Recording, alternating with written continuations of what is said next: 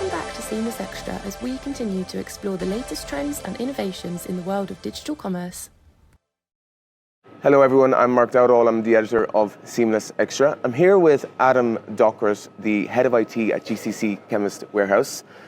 Adam, I'll begin by asking you a little bit about your field. Sure. Technology obviously is something which is changing the whole retail experience today. Can you give an insight into some of the things you're implementing that help do this? Yeah, and I think you're right. I think technology is really changing the way in which we interact with customers and the way we do a lot of things within both the online and the offline retail space. For example, in the offline retail space, things like self-checkouts, things like augmented reality and virtual reality are really changing the way we interact with our customers.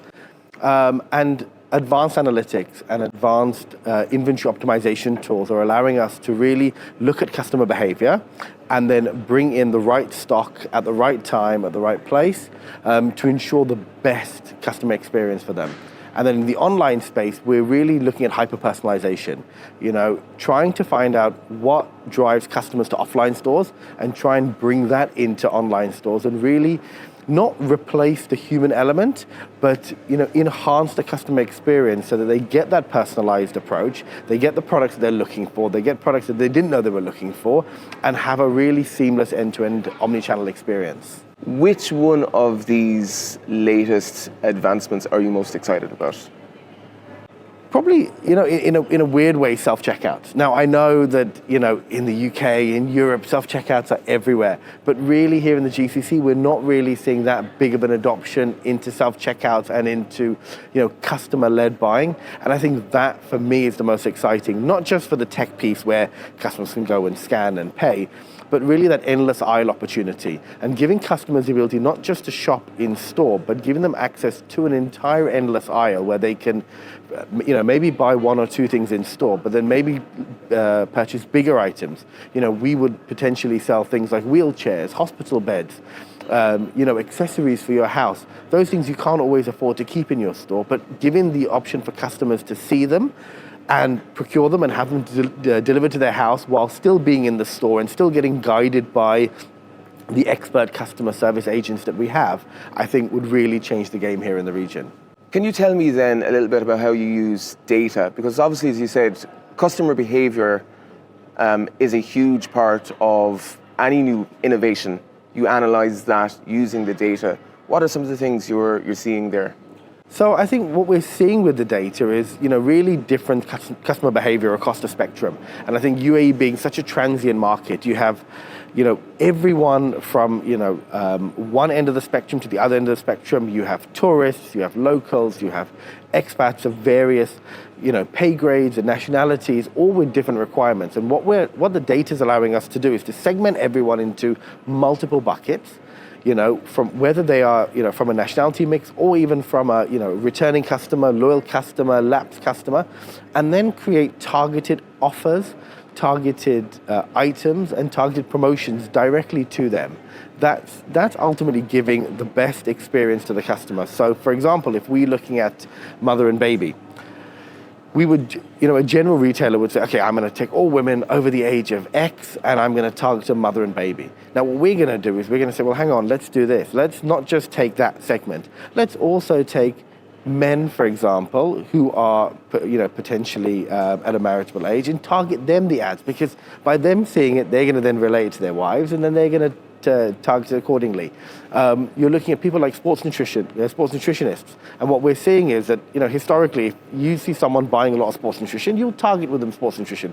But what you won't see them being targeted is other health supplements and other things that can enhance their healthy lifestyle. So they'll be the ones mostly looking for multivitamins, supplementary care, and all the additional things that we can help them along their health and wellness journey, as opposed to just the items that they're looking for. So it's really so much more of a kind of a deeper dive into every aspect and maybe more of a holistic view of the whole thing and different things that customers are doing. Yeah, definitely. And I think you've got to take it with you've got to take it with the fact that customers these days are tech savvy. Customers these days know what they're looking for, and what we've got to do is we've got to try and break that mold, especially in the online space. So to say to the customer, I know the customer's coming in for X product. how do I target to him Y and Z products, right? That I know he will that he will like. If I have a young person coming in, I'm not going to go and then target, and then they're going to buy, for example, sports nutrition. I'm not going to target them joint care. But what I will target to those young consumers who are coming to me is maybe multivitamins, maybe additional items that would help them along that journey, and maybe help them see different products that they weren't necessarily aware of, and give them the information around those products. So if you were to say to a retailer to start to develop a strategy to improve the customer experience, to increase sales, what are some of the tips you would give them? I think the word omnichannel is thrown around in a lot of ways, but I think that's the first place to start.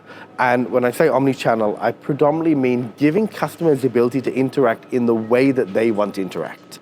Because what you find today is a lot of retailers are dictating to customers how they should interact with your brand. What you've got to do is take a step back and say, how do I want every different individual customer to interact with me, and give them every opportunity. Now, some customers want to come into your store. Some customers are very happy sitting at home and ordering online, and that's fine. And that's the method you've got to cater for them. Some customers, and we've seen it actually growing in the industry, some customers want to phone us, want to talk to us on the phone, want to ask questions, and want to get the products delivered to them. Some customers don't want to go to a store, they don't want to use a website, they just want to use WhatsApp. They want to WhatsApp us, they want to say, I want XY product, they don't want anything else, they just want it delivered. And again, that's fine too. So it's about that omnichannel experience, giving customers the ability to communicate with us on every platform, but also giving the best customer experience on every platform. And obviously, in terms of every platform then, is the Metaverse Web3, is this something you've looked at in terms of increasing customer engagement, creating different communities, this kind of thing? So I think it's early stages for the Metaverse. I think, where we'll start seeing the Metaverse, really take off is when larger companies adopt it, when Facebook really sort of gets that whole meta thing right and we get increased adoption. But where I do see it adding value is a full end-to-end experience for a customer. And we were talking about omnichannel, but take it a step further. Take a health and wellness journey for a patient in the Metaverse. Allow them to go and teleconsult, visit their doctor. Then direct them to a range of online pharmacies where they can get their medicines.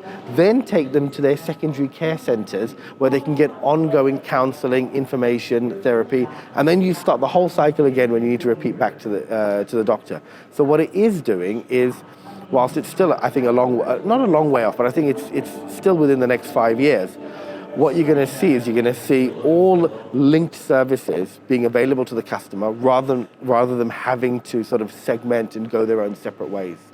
So I guess it's bridging that gap, but it's connecting it so it's present in both the virtual and the physical world. Exactly, yes. And like I said, again, there'll be some customers who are happy to visit the doctor in an offline space, but then want to do the rest of their journey in an online space. And the Metaverse then allows us to then take that offline patient, take that digital assets, bring them into the Metaverse so that they still have the same experience and the same information wherever they're entering the Metaverse into.